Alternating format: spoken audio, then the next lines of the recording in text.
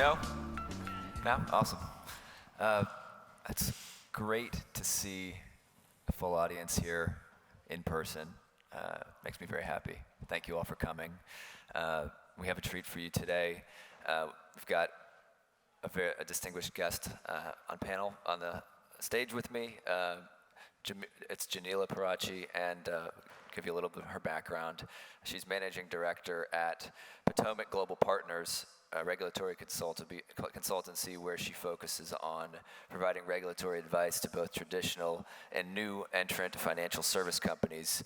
Before joining Patomak, she established the regulatory oversight program for swap dealers under Dodd-Frank after the financial crisis, and previously has been lawyers at the Fed, the ISDA, and law firms.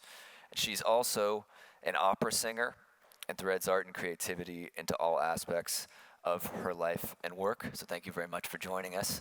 Thank you. We have potentially, we may be getting an image back there of Aerosmith and Run DMC. Here we go. Yes. The title of our speech today here is "Real Artists Collaborate." I think we've got at least a few music fans in the room. You may remember back to the song "Walk This Way" from 1986. Back then, DJs were sampling music, kind of a very new form of art that in today's modern world is commonplace. People collaborating on music and songs. Back then, this type of sampling collaboration was just as likely that Aerosmith would sue Run DMC for the use of their song. But fortunately for us and for everyone, that's not what happened. The concept of sampling was more akin to theft back then. Jamila, I don't know if you had any personal experience, any listening. Absolutely, I love this song, and the fun thing that I learned about this is, in fact, a lot of DJs didn't even realize who the original creator was of the song "Walk This Way," which is actually on the Toys in the Attic album by Aerosmith, that's the pre-story. And so hip-hop artists were sampling that beat continuously without even necessarily knowing who the creator was, the original creator. And the DJs would literally stop the beat just before the lyrics began. And what's cool about that is I was dancing at these parties, not even realizing that, there's like two artists were in the room, essentially, but they didn't know each other. That's fantastic. So why are we talking about this at a blockchain conference? If you think about traditional finance, the tools that have been used for most of the history of traditional finance have really only been accessible to large financial institutions and very wealthy individuals. And that is changing with blockchain and DeFi, and kind of akin to the way back in the day, only really Hollywood studios were able to sample music and do it in movies, and there's a lot of red tape to do it. So we're in this period of figuring out how do we actually allow for the creativity and the innovation to happen and bring these financial tools to the masses. And turn to you, Jim. Yeah, so Ross, it does seem that crypto companies and regulators have some things in common with Aerosmith and Run DMC. They both have their place in the world, they're adding value separately, and we're at this point where traditional forms and old forms are confronting new forms. So what are some of the barriers that you see in your day-to-day keeping that real collaboration from happening? So I've represented dozens of projects across the blockchain ecosystem for a number of years, and pretty much everybody I work with has the desire to collaborate and comply with regulations and collaborate with regulators to the extent that it's feasible and helpful. But it's not that easy to know how to actually comply. The regulations were drawn for traditional finance, and just simply knowing, best faith, am I doing the right thing to comply? There isn't a playbook in place. You're actually innovating just to comply in many cases. Then you also have this kind of clash of cultures between two worlds. You have the tech innovators, our world out here for people who live in the Bay Area, that speaks one language, and you have the DC regulators and the traditional finance people that speak a different language, different version of English perhaps, but there's a Rosetta Stone still could be really useful to bridge these two. Yeah, I couldn't agree more. I find myself in that conundrum all the time where I'm facing in my day-to-day life new ways of dealing that are very different. You know, I grew up as a Fed lawyer, for goodness sake. I could not be more representative of traditional finance, right? But I really believe that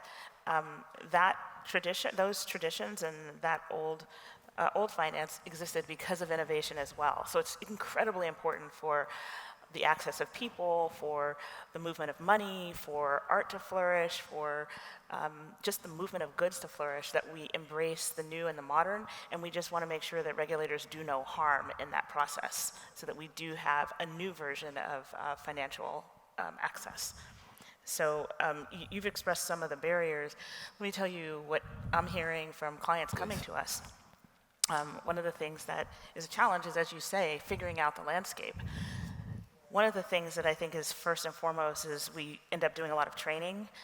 Traditional finance companies are very used to deciding what they want to do and then figuring out what rules might affect their activities. And I've noticed that newer entrants come in saying, I want this license, I want this registration.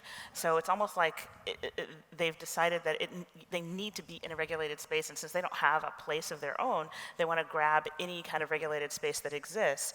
And it's like shoving a square peg into a round hole. It doesn't always work. So I'm usually advising and training people to step back, decide what you want to do, and then figure out the regulatory impact of that. And if there are gaps where you're doing something and it's not covered or there's a question, that's when you start to engage in the dialogue, which leads to the second area that people are looking for, which is how do you then negotiate? How do you even talk to the regulator? If you raise your hand, will you have a target on your back? And I think that's where you start to do some of the creative things when it comes to negotiation. First, you have to put yourself in the other person's shoes. You also have to accept a little dissatisfaction. Larry David put it best. I don't know that he actually is the original owner of this quote, but the sign of a good compromise is some level of dissatisfaction.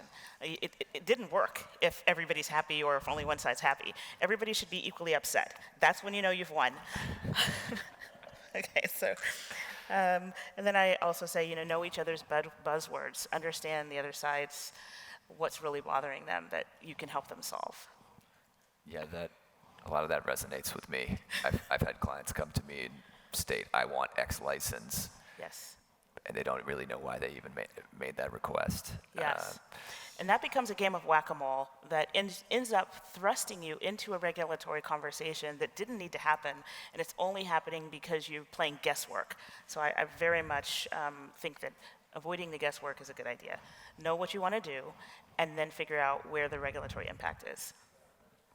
Yeah, agreed. So with the crypto renaissance in mind, and historical perspective, looking back, thinking about regulation, I think back to the Great Depression and the origin of securities laws, and the patterns involved with the crafting of regulation and the improvement of them. So the Great Depression, the Roaring Twenties had the snake oil salesman that is often referenced, and the Great Depression. And the regulators knew they needed to come in and really tighten down. And what they usually do is they will be very narrow and tight in what they put out. And it is so restrictive in its first iteration that it will chill companies that should exist, and then the pendulum will swing the other way and regulation will become a little too loose and bad actors are able to flourish, and the pendulum swings back and forth and hopefully somehow gets in the middle. It feels like in blockchain we are in a pendulum swing in some direction right now, and the harder it is for the regulators to grok the technology, the less likely it is for the pendulum to land where we want it. So I'm just curious, you yourself having worked through the economic downturn, are there any history lessons we can take and apply? Yes. So the first thing I noticed was the head in the sand approach. And the other approach was so if there's a fight or flight instinct, there was the fight instinct came out very strongly. I had the experience, I won't say pleasure, of working on OTC derivatives through the peak of CDOs squared, and they were becoming cubed by the time the financial crisis occurred. We were in very abstract place at that point, all the way to helping people figure out how to interpret the write-down provisions that I helped work on with the industry when I was at ISDA. And the thing I noticed as the advent of Dodd-Frank was coming was that everybody wanted to pretend it wasn't going to happen just because Greenspan was championing OTC derivatives back when they were at their height and helping the economy grow.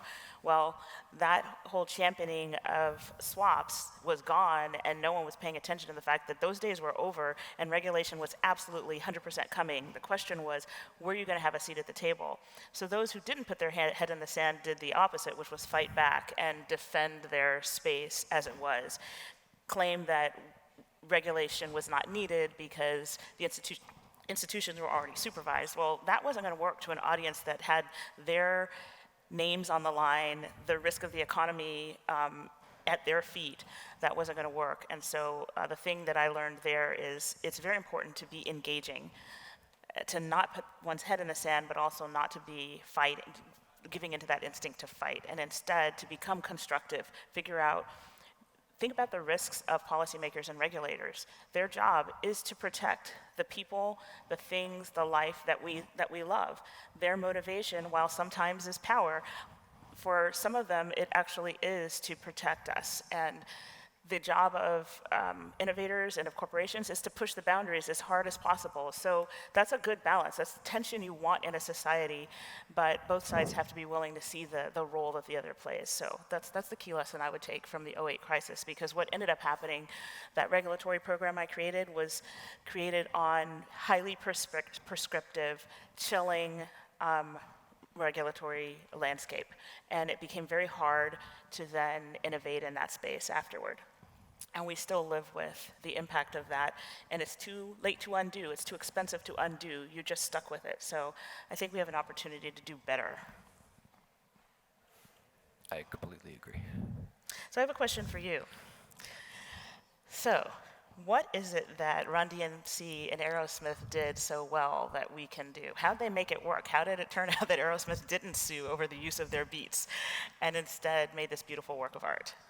Yeah, I wasn't there, but I'm speculating. Are you sure? Your spirit was there. Speculate that. So there's a quote up, Steve Jobs quote up in the MobileCoin office: "Real artists ship," and I'd posit that real artists also collaborate.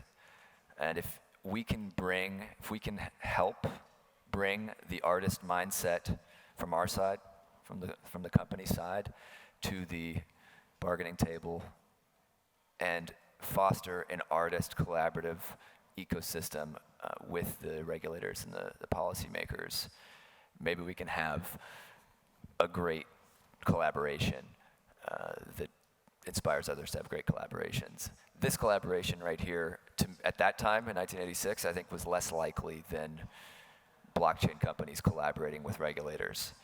And we got a great opportunity here. That's true. And I think, it seems easy now because it's history, but at that time that was not going to happen. And you know what happened after this was that Aerosmith, that had been flying high but was waning, frankly, in popularity, surged after that. And hip-hop became mainstream. I mean, hip-hop is not even like its own thing anymore. It permeates so much of music. And that happened because of that. And so the other thing is, what we're after is huge. I mean, crypto companies have very lofty goals, like helping people flee war-torn countries that don't have access to government-issued currency to get out. That is a big, big, lofty goal, helping the unbanked, the underbanked. And so keeping in mind the big goal, like what could be if you were together, working together, can help you get over the little points of dissatisfaction that may occur as the negotiations progress. Yeah, completely agree. The the takeaway here I'd like everyone to leave with is we actually have aligned incentives with the regulators. Legitimate projects want good, narrowly tailored regulation in place to get rid of the bad actors and allow the consumers to actually find their products. And this room's filled with innovators and collaborators, so let's make it happen. Thank you very much. Thank you.